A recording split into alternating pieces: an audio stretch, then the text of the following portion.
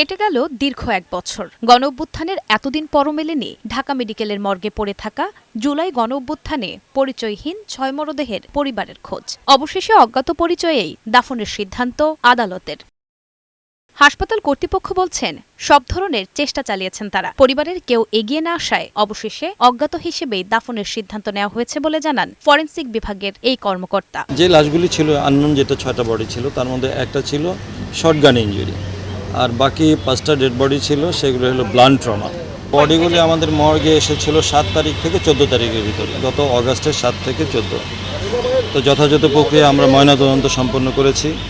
করার পর ডেড বডিগুলি আমরা ডিএনএ, যেহেতু আননোন ছিল, আমরা ডিএনএর আলামত সংগ্রহ করেছি, সেগুলি ডিএনএ অ্যানালাইসিস করা হয়েছে, রিপোর্টও চলে আসছে। পরিচয় শনাক্ত না হওয়ায় বেওয়ারিশ হিসেবেই রাজধানীর জুরাইন কবরস্থানে দাফন করা হয়েছে মরদেহগুলোকে। তবে তাদের ডিএনএ সংরক্ষিত রয়েছে, যেন ভবিষ্যতে পরিচয় শনাক্ত করা সম্ভব হয়। যেহেতু লাশগুলো এখন পর্যন্ত আইডেন্টিফাইড হয়নি, এজন্য আমরা ডিএনএ স্যাম্পল আমরা কালেক্ট করেছি।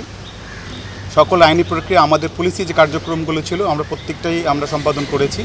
আমরা আদালতে শরণাপন্ন হয়েছি, আমরা আদালতকে অবহিত করেছি। আদালতের আদেশের প্রেক্ষিতেই আজকে এই লাশগুলো আমরা আঞ্জুমান মাহফুজুলকে হস্তান্তর করছি।